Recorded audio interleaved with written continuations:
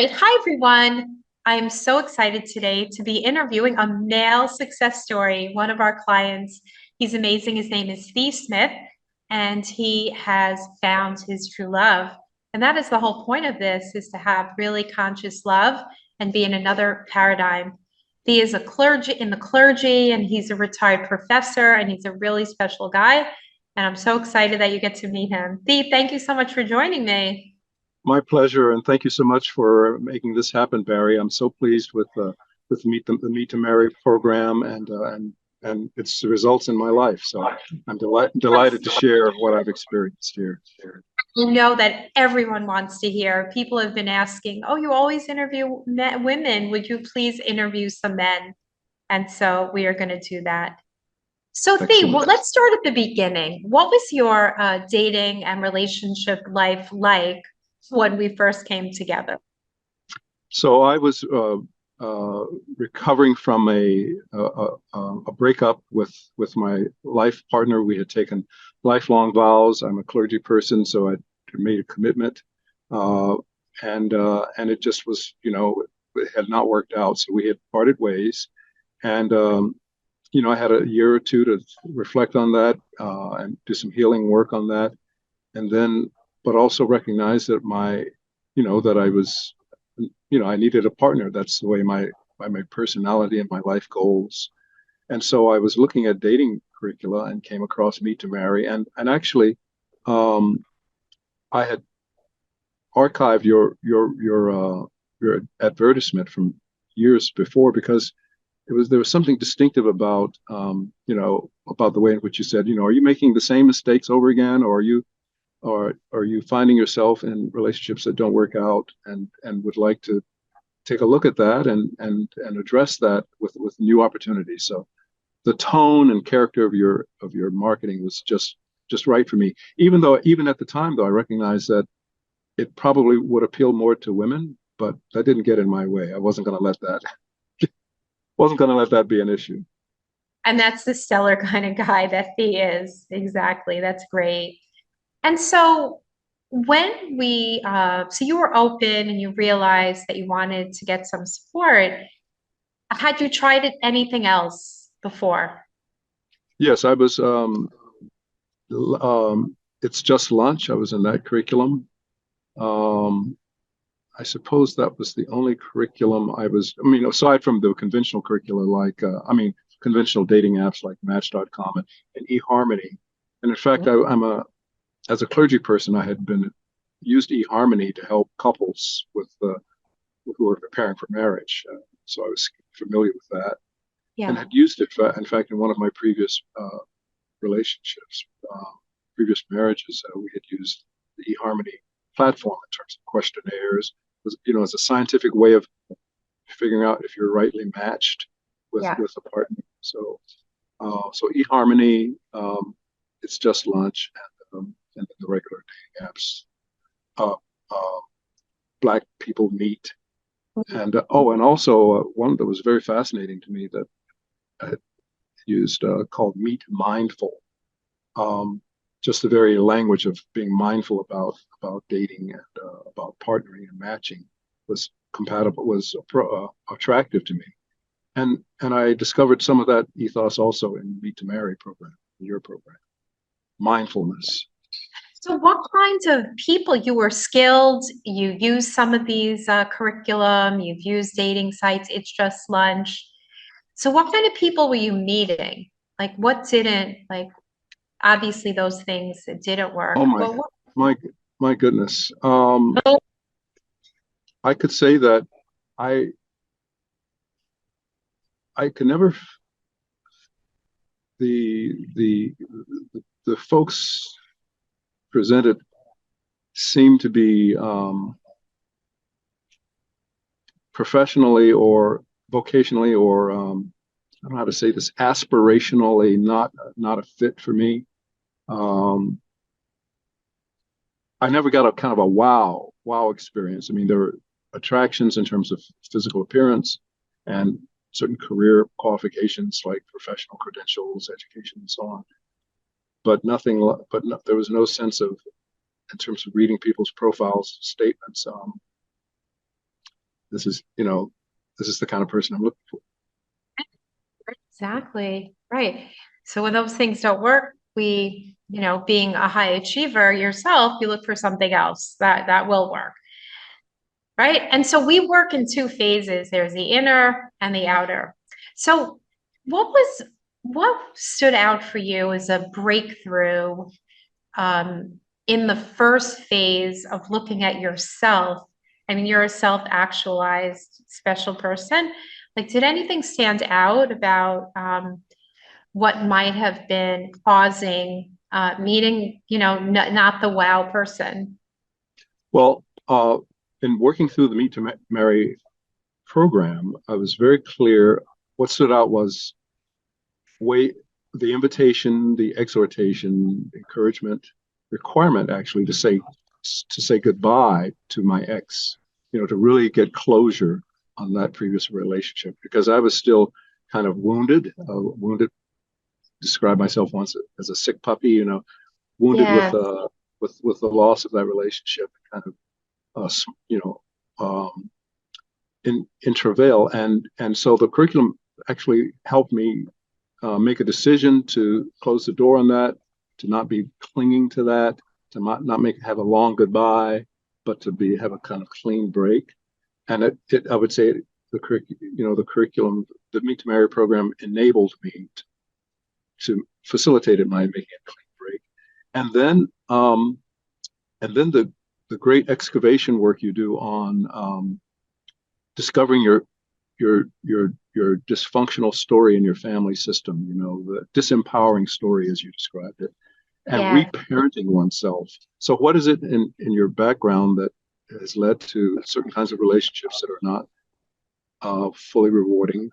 What's the family script that keeps that happening for you, that disempowers you to go out and find the person who really meets your needs?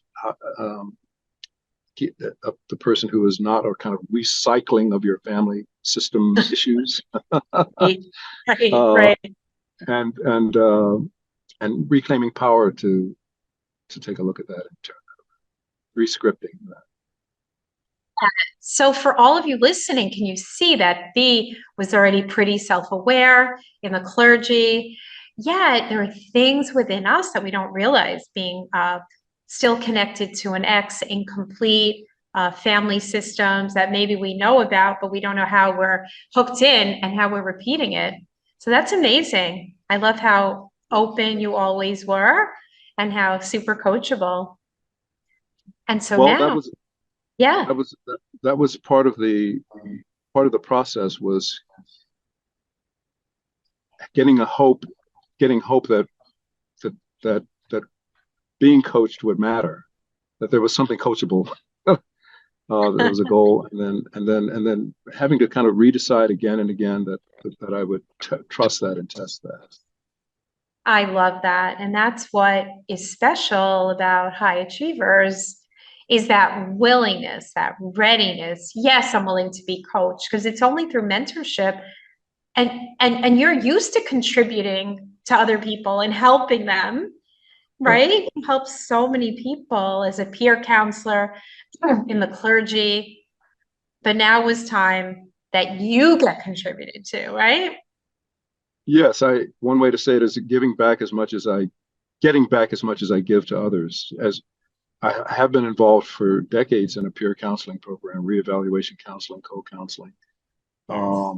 And in fact, people those counselors were concerned that I needed some kind of breakthrough experience, that I doing something differently than what I've done before. Bye bye blind spots was one of your curriculum, one of the Meet to Marry program processes, exercises, stages, steps, and discovering what my blind spots were, places where I wasn't seeing how I was deciding. I was playing into finding partners who I was setting myself up for not finding the right kind of partner as a blind spot. And so learning what those blind spots were and then being able to say, been there, done that, don't need to keep doing that, bye bye. Saying goodbye to Bye those. bye. Bye bye. Yeah. Bye bye. No, I love that. Right. Because it's really part of a pattern. And that's why it is a blind spot So there's no shame about it. It's just very human. But this process really does reveal the truth and then gives you access to freedom. So I love that. And speaking of freedom, then you went into phase two, which is empowered dating. And there's such Yes. a great story here. Yet you met someone wonderful. So tell us what was different about that journey of empowered dating towards meeting Jennifer. What happened Well, there? first of all, asking us to declare a moratorium on dating, just to stop, stop for a while. Don't date until we're ready for this dating stage, and then kind of qualifying to be in dating camp to start the dating process, and then getting coached. Getting my vision chart or vision board ready for that. How to write a profile, what to say in a profile, what not to say, what kind of pictures to post. So feeling like I was having it like someone holding my hand through that process. Yeah. The dating apps can feel like a kind of Wild West wilderness, like a gaming phantasmagoria, and so setting myself, no, how to navigate disappointments, how to keep a high profile, a positive mindset. You kept coaching us to keep a positive mindset, and to believe that there were people who were like myself, who could be trusted and honestly questing to find someone as I was. Um, However, often one is disappointed in not getting any responses to one's chats. So all of that, yeah, dating camp was very helpful. So you started dating and you started going through this empowered process, right? Because we get super clear about our emotional needs, your vision, educational requirements, how you want to feel, like the whole best friend, soulmate partner, right? Yes, And then what happened? Tell us the and well, story. and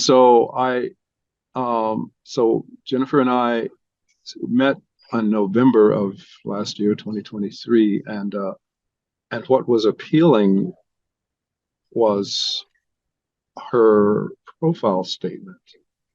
I mean, you been working with you. I had crafted my profile statement to attract a certain kind of person, and and she keeps reminding me, she actually reached out to me and said, "Hey, I like your profile statement.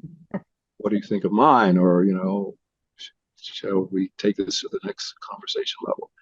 Her profile statement stood out as somebody who knew what she wanted, and I remember her saying something like, "I'm looking for a man who is not angry or dogmatic." That really got my attention. It's like, oh, I could do that. I like the clarity of that, the call, the challenge to show up in a certain way, as to lean into certain aspects of my own way, the way I wanted to be in the world, be seen and be called out. Yeah. Um, and my profile statement was about finding someone who could be sustainably affectionate, um, who could sustain affection, because that had been an issue in previous relationships, sustain the affection. So anyway, we said let's talk, and then I realized suddenly that a little bit after the fact, after we had said let's set up a phone chat, video chat, I said, "Oh, she's in New Orleans. I'm in Atlanta. I thought I put in my filter, just people who were in the Atlanta area." And I said that to her in the chat response, and she said, "Well, if if that's the kind of thing that can get in your way, maybe we're not a good match after all.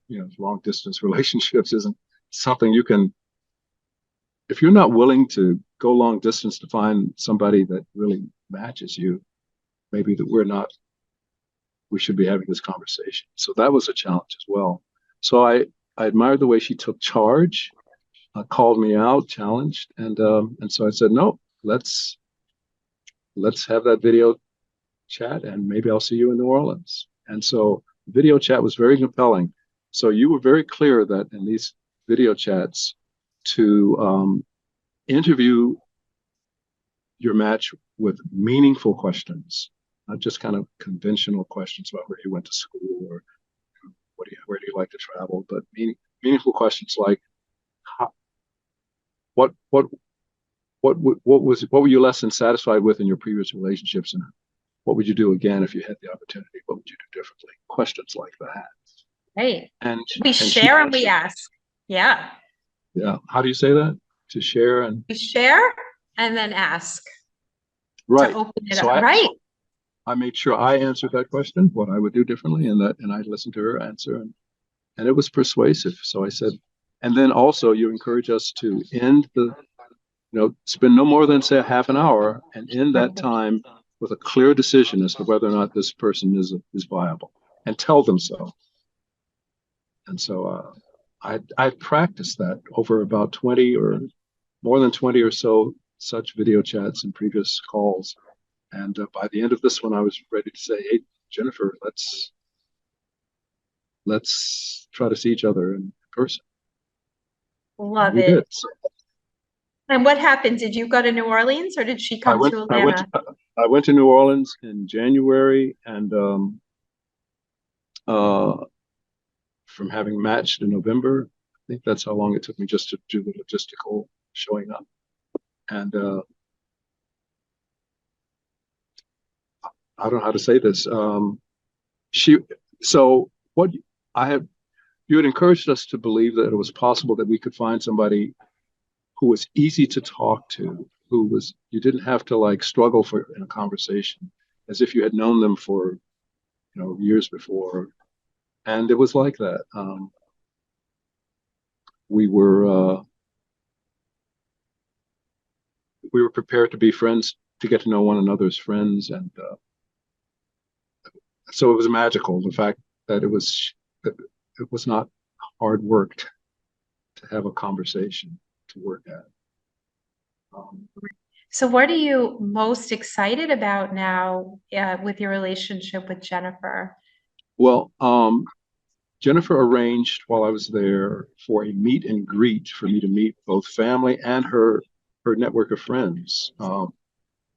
Just she took charge of that, of our kind of getting into each other's lives in that way. And so when she visited me later in April in Atlanta, I returned the favor and did the same thing with family and friends and colleagues. Mm. Um, and we did a little travel, from Atlanta to Savannah, Hilton Head, and so on. So we got to know each other's, you know, way of being in the world.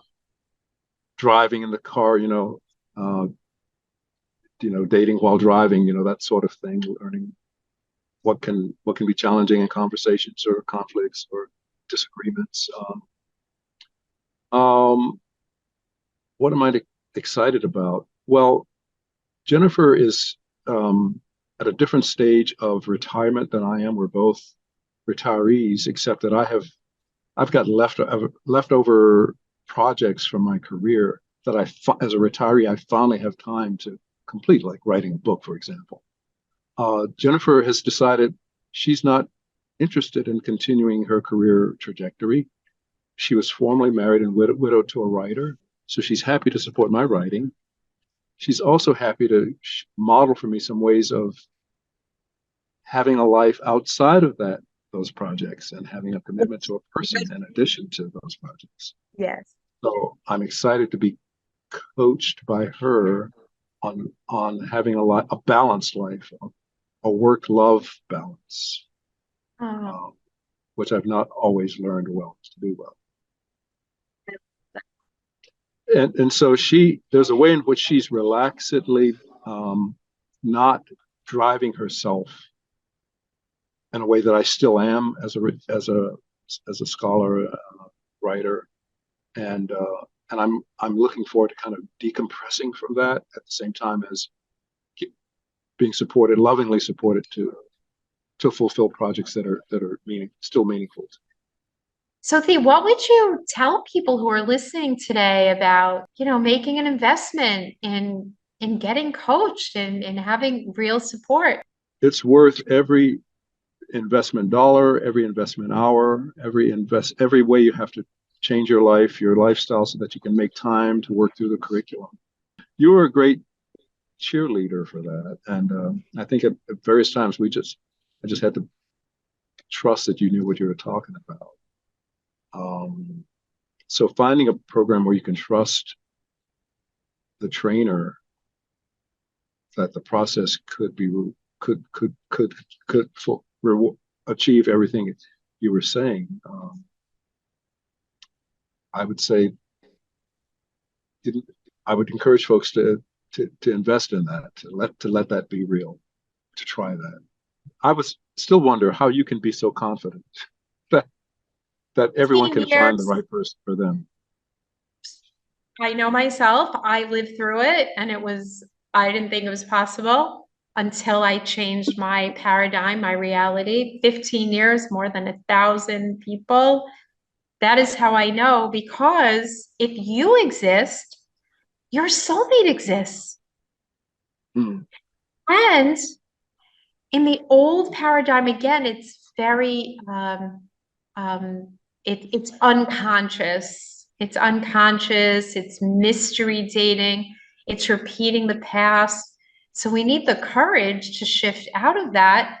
And you're in the clergy to be a creator, Yes. and partner with the creator, to let go and let go of the stories and reframe and create optimism. Because most of us don't know healthy love. It wasn't modeled, we weren't trained. And so we're just left with like bad advice. Yes. Both Jennifer and I have had previous marriages. I mean, we've both been widowed. And so we Yeah. both had the experience of having a partner that we would love to have spent the rest of our lives with, but unfortunately that was taken away. And so I love that expression, can lightning strike twice, having the belief, the faith, and making the effort to see if it'll strike again. That's what we've both done. Yeah. I love Jennifer already. She's inspiring, and you're both expansive and ready to really enjoy each other in this beautiful adventure for life. Yeah, for the rest of your lives, whatever I God love the gives way you. you I love the way you describe use the term creator. We're both creators in that way, taking charge Totally. and And and yes. being in your essence, right? In the old paradigm where sometimes people pleasing and overly helping and not letting go, but letting go is part of life. When something is not resonating and it ends, we move on. And you did that. Yes. You were courageous and you did it. Yes. And there's just so many little pieces here that I'm wanting to make sure we share, but um, I may have additions I want to get back to you on as We I could as I do it again because your relationship's going to expand. You're going to expand as things develop. But this is so great, and we're so excited for you. And I'm going to share some pictures of you guys together. Oh, And good. yes, definitely. So, Dee, thank you so much for your time and for your generosity and sharing. I know everyone is going to be really inspired wherever they are. Thank you, Barry. And I do want to say that I mean, finding someone who does meditation like I do, who has a spiritual path, claims that. It doesn't have to be exactly like mine, but it has to be compatible with my spiritual path. We Yeah. made that clear. We know we forged that kind of reassurance to one another, and so all, it's I I'm delighted and look forward to, I don't know how to say this, sharing with people. Uh, Everyone in my life, my family and friends know that I worked hard at this. I mean, I shared the curriculum with them as I was doing it, and they're all cheering us on for it having been a success. Thanks again. Yes. Well, sending you guys so much love and thank you so much. And we're gonna keep this going. We're gonna Thank share you, this Barry. beautiful life. Thank you, B. See you All right, soon. friend. Bye. Peace. Bye bye. Bye.